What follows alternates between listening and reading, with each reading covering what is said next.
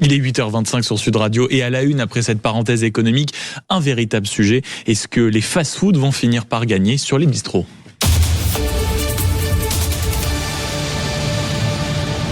Bonjour Alain Fontaine.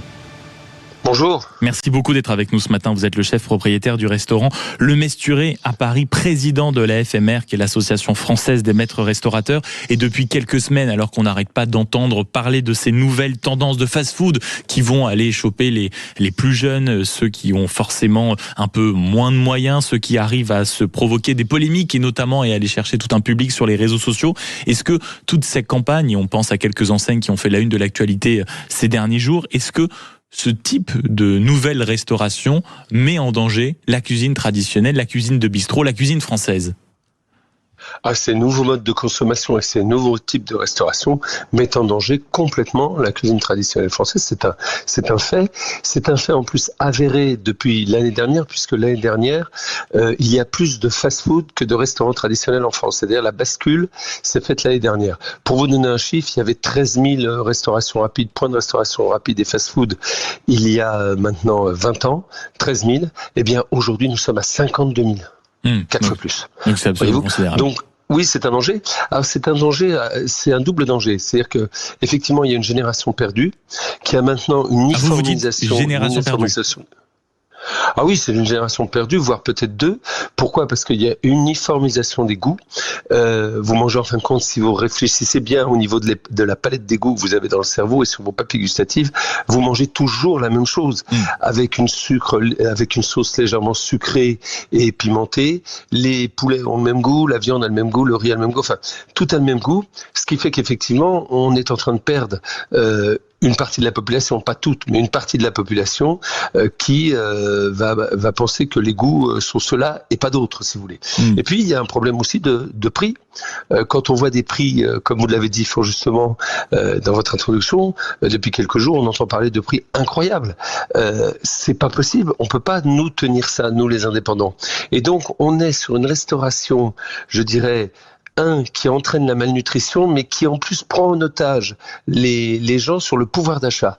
Car bien évidemment, le pouvoir d'achat n'a rien à voir dans les campagnes qu'on a vues il y a quelques jours. C'est simplement que comme ils sont de plus en plus nombreux sur le marché du fast-food, de la restauration rapide, ils se sont pris des parts de marché les uns aux autres, et par conséquent, ils doivent réagir sur le prix. Et le prétexte, c'est effectivement le pouvoir d'achat. Voilà. Et ça, c'est très, très, très embêtant pour l'avenir parce que quelle est la vraie valeur d'un repas et quelle est la valeur aussi demain des gens qui vont manger à si bas, si vous voulez, il y aura une malnutrition, c'est-à-dire il y aura des gens qui ont le droit de manger mal et des gens qui auront le droit de manger bien parce qu'ils auront un pouvoir d'achat supérieur. Mais Alain Fontaine, c'est pas normal, c'est très très clivant. Qu'est-ce que ça dit aussi du rôle des restaurants, du rôle de ces brasseries, du rôle de certains bistrots aussi, peut-être qui ont perdu de l'influence? Est-ce que, d'une certaine manière, la cuisine française n'a pas jouer un rôle, si vous voulez, dans cette propagation massive de tous les fast-foods, de par ses prix, parfois de par sa qualité, de par son manque d'adaptation par moment? Alors, vous abordez sur ces sujets-là notre absence dans la bataille, je dirais. C'est ça dont vous parlez, notre absence dans la bataille. Elle a commencé à tous les niveaux. Juste un chiffre, 508 000 bistrots en 1900, 126 ans après, nous sommes moins de 40 000. Donc on voit bien qu'il y a eu un problème. Mais les causes sont diverses et variées. Ce qui est vrai, c'est que depuis 40 ans, on ne se bat pas. On pense qu'on a des acquis. Or, ces acquis, bien évidemment, ont été balayés par la puissance de la communication de ces fast-foods. Et c'est quoi alors les acquis aujourd'hui de la cuisine française ? Parce qu'on fait la promotion en permanence des grands fast-foods. C'est quoi les acquis dont vous parlez de la cuisine française que vous n'avez pas réussi ces dernières années à défendre, à mettre en avant, à valoriser ? Nos acquis, c'est la diversité, la pluralité, et c'est surtout que nos grands chefs qui ont fait un travail énorme, ne les accusons de rien, ils ont fait un travail énorme, mais par contre on a oublié tout le cœur de la restauration qui représente 90%, que sont les petits restaurants, les bistrots, les cafés. Ils n'ont pas été défendus. Il n'y a pas eu de communication. Forcément, un indépendant comme moi ou comme tous mes confrères, on ne peut pas communiquer avec la puissance d'une chaîne de fast-food. Il n'y a pas de communication. D'une grande chaîne américaine, oui. Oui, et puis c'est de la malnutrition. Eh bien, on n'a pas fait de campagne comme on l'a fait par exemple pour la prévention routière ou pour le tabagisme. Ben, on n'a jamais fait de campagne pour dire à quel point la restauration traditionnelle, c'était la façon de bien manger. La malnutrition en France, je vais vous donner des chiffres un dimanche matin, c'est pas très agréable, c'est 84 000 morts par an.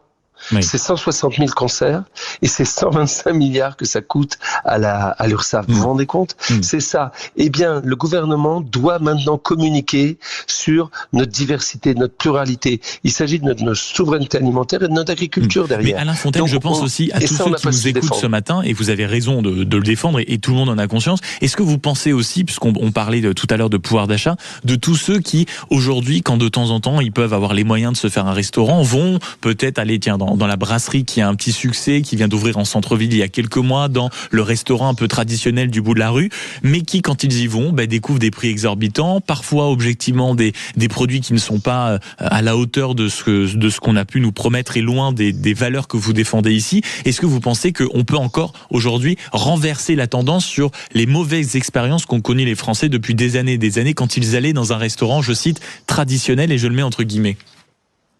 Oui, alors la tendance peut être inversée. Les promesses dont vous parlez n'ont pas été effectivement toujours tenues. On est clair là-dessus. On a nos défauts, comme je disais tout à l'heure.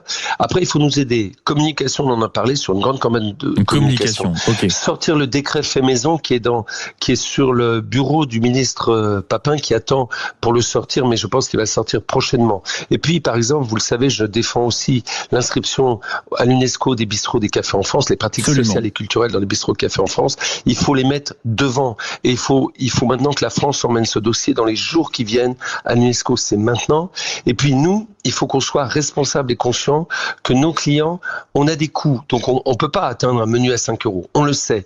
Par contre, il faut dire à quel point aux Français, mais que nous soyons responsables, qu'on peut très bien manger chez nous pour 10, 15, 20 €. Alors oui, c'est plus cher. Mais on a aussi des leviers. On a par exemple le déplafonnement du titre restaurant que pour les restaurants. C'est-à-dire la grande distribution garde 25 €, mais quand les gens viennent dans un restaurant, ils peuvent consommer tous leurs titres qu'ils ont en une seule fois sur leur sol. C'est quelque chose qu'on demande depuis des années. Voilà. Et il faut aussi faire attention à nos charges sociales. Évidemment, quand vous avez des chaînes de distribution qui organisent la précarité et la paupérisation de leurs salariés, nous, effectivement, on a derrière, il y a des charges, il y a un respect des règles, et puis il y a aussi une qualité, une traçabilité des produits, en tout cas dans la majorité des cas. Et je vous remercie Alain Fontaine ce matin, chef propriétaire du restaurant Le Mesturé à Paris et président de la FMR, l'Association française des maîtres de restaurateurs.